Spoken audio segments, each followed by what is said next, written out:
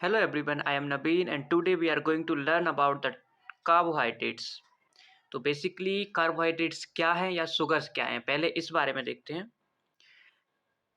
Carbohydrates are basically polyhydroxyaldehyde or polyhydroxyketones that yield these derivatives or these compounds on hydrolysis.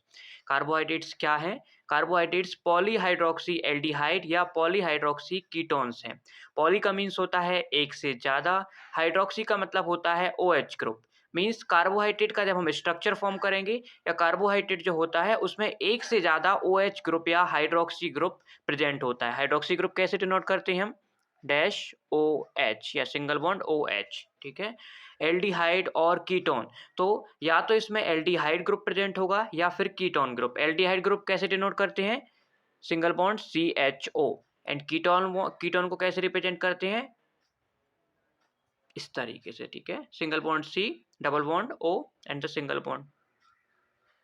तो या तो इसमें aldehyde present होगा, aldehyde group present, तो देखो या तो इसमें एल्डिहाइड ग्रुप प्रेजेंट होगा या फिर कीटोन ग्रुप।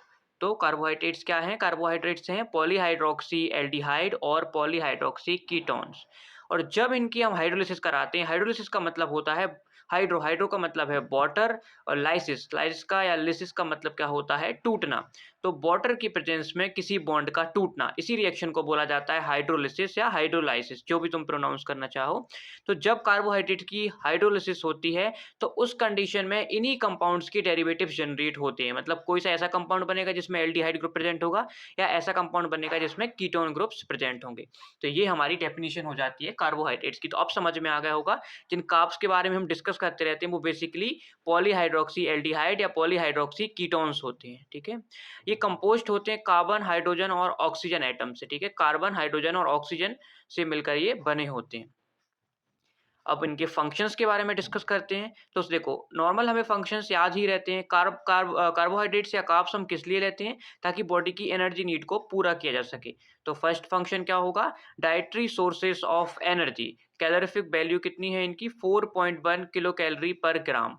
इसका मीन्स है कि 1 ग्राम जब कार्ब का, 1 ग्राम कार्बोहाइड्रेट्स का जब बर्निंग या बॉडी में जिसका जब डाइजेशन होगा उस कंडीशन में 4.1 किलो कैलोरी जनरेट होगी। इतनी एनर्जी जनरेट होती है, किलो कैलोरी है, ठीक है, ये ध्यान रखना। तो इस कैलोरीफिक वैल्यू होती है इसकी 4.1 किलो कैलोरी पर ग्राम। तो डाइटरी सोर्स है ये एनर्जी के फॉर ऑल लिविंग एनिमल्स या ऑल लिविंग ऑर्गेनिजम्स। प्रिकर्सर हैं फॉर ऑर्गेनिक कंपाउंड्स।